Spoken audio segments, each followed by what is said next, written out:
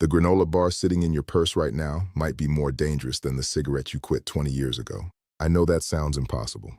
But last month, I stood across from a 67-year-old woman in my clinic, active, health-conscious, never smoked a day in her life, and explained why the heart-healthy snacks she'd been eating for a decade had just caused her second stroke in 18 months. Her name was Patricia, and she looked at me the way most of my patients do when I tell them the truth, like I'd just spoken a foreign language, because here's what nobody tells you. The snacks marketed specifically to seniors, the ones with heart symbols on the package and words like wholesome and natural stamped across the front, are often the exact foods triggering the vascular inflammation that leads to stroke. Not sometimes, often. You've been lied to.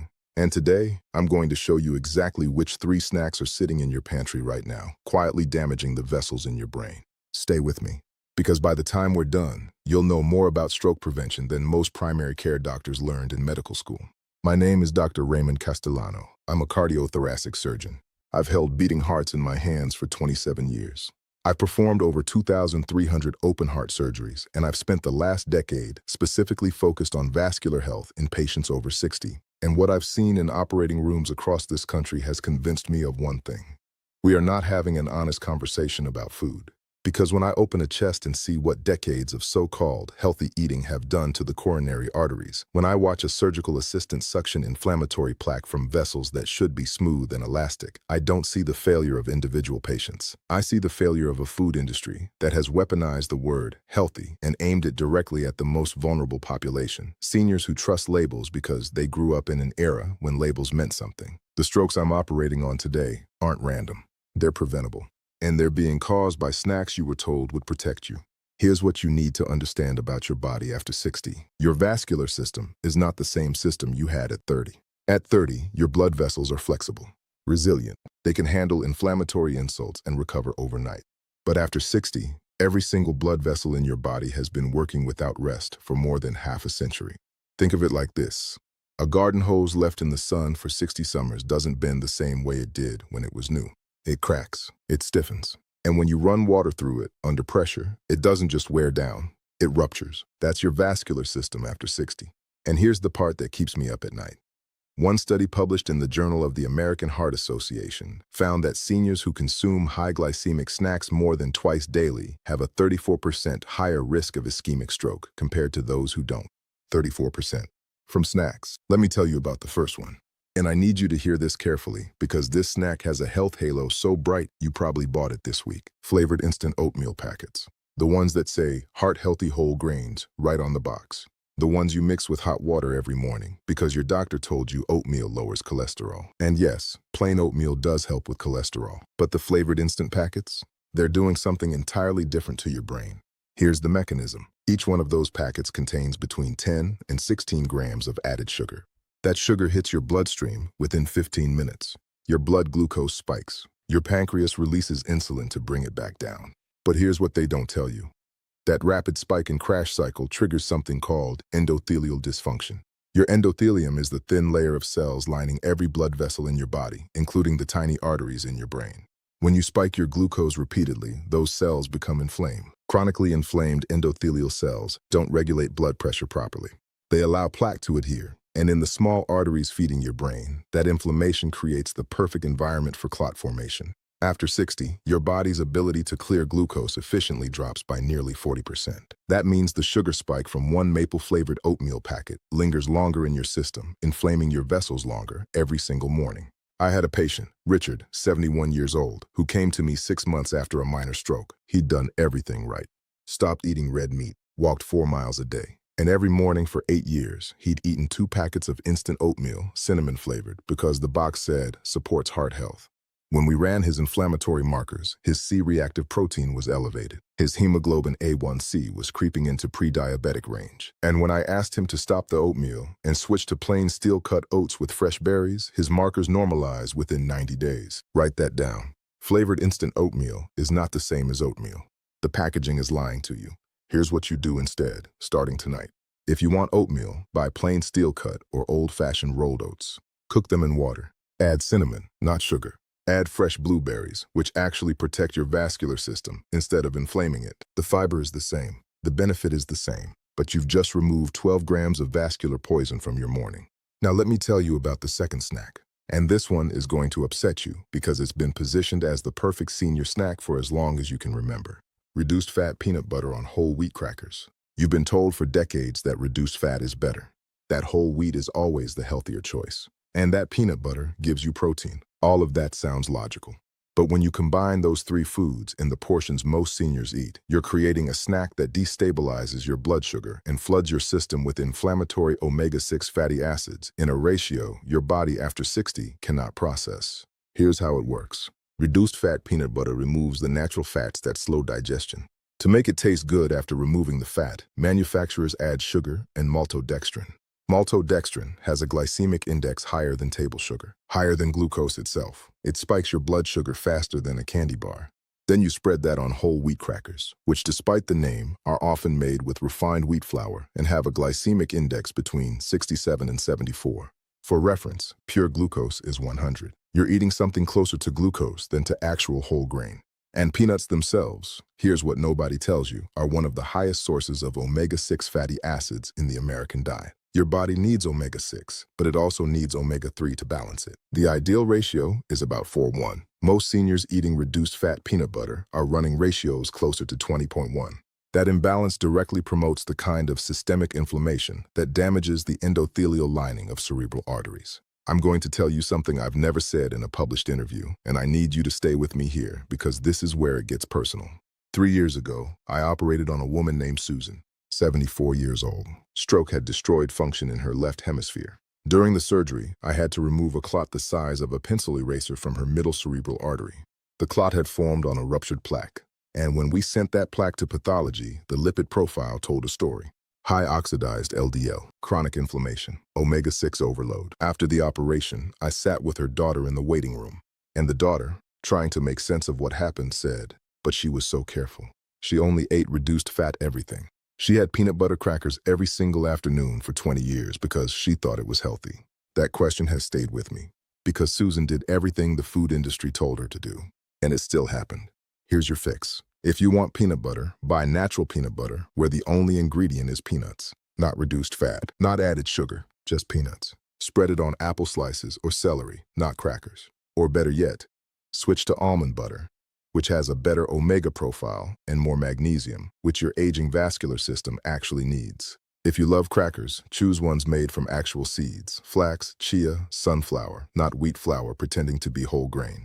Now here's where I need to pause and tell you something that might save your life in the next 60 seconds. There's a third snack I haven't mentioned yet, and it's the one I see most often in the homes of stroke patients. But before I tell you what it is, I need you to do something. I need you to leave a comment right now and tell me. Have you or someone you love ever had a stroke? Just yes or no. Because the third snack is so common, so universally trusted, that most of you reading this have it in your kitchen right now. And I want to know how many of you are at risk before I continue. All right, let's talk about number 3. And I'm warning you now, this one is going to make you angry. Because this snack has been marketed to seniors as a health food for 40 years. Fruit-flavored yogurt cups, specifically the ones labeled low-fat or light with fruit on the bottom. You eat them because yogurt has probiotics, because dairy has calcium, because the label says it supports digestive health and bone strength. And while all of that is technically true, what that label doesn't tell you is that a single serving of fruit-flavored yogurt contains as much sugar as a glazed donut, sometimes more. Let me break down the mechanism. A standard 6-ounce cup of strawberry low-fat yogurt contains between 18 and 26 grams of sugar depending on the brand. That's 5 to 6 teaspoons. Your body after 60 has a dramatically reduced capacity to handle that much sugar in one sitting. When it hits your bloodstream, your blood sugar spikes to levels that trigger an immediate insulin response. But here's the part that leads to stroke. That insulin surge doesn't just lower your glucose. It also activates something called plasminogen activator inhibitor 1, or PAI-1. PAI-1 prevents your body from breaking down clots naturally. Elevated PAI-1 is one of the strongest predictors of ischemic stroke in seniors. And it gets worse. The fruit in fruit-flavored yogurt is almost never real fruit. It's fruit concentrate and high fructose corn syrup, both of which cause a specific type of liver inflammation that raises your triglycerides. High triglycerides thicken your blood. Thick blood clots more easily. And in the narrow arteries feeding your brain, a clot doesn't need to be large to be catastrophic.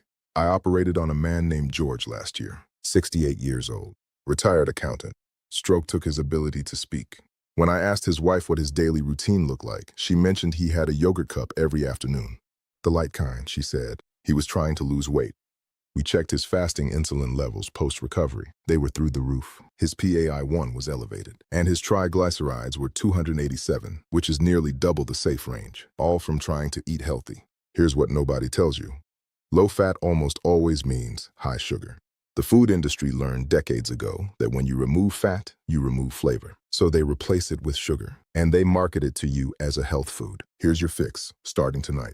If you want yogurt, buy plain full-fat Greek yogurt with no added sugar. None. Check the label. If sugar is listed in the ingredients, put it back. Then add your own fresh berries at home. A half cup of plain Greek yogurt with blueberries has 6 grams of natural sugar, most of it from the fruit, and it comes with fiber that slows absorption. Compare that to 26 grams of refined sugar with no fiber to buffer it. You've just cut your stroke risk from that snack by more than half. I need to tell you something I don't usually share outside the operating room. And I'm sharing it because I think you deserve to know what I see when I'm standing over an open chest at 2 in the morning. I see families in waiting rooms who believed they were doing everything right. I see children who watched their parents eat exactly what the commercials told them to eat. I see spouses holding discharge papers they don't understand, wondering how someone who walked 4 miles a day and never ate fried food could end up on a surgical table with a stroke. And what keeps me up at night, what has kept me up for the last 5 years, is knowing that the damage I'm repairing was almost always preventable.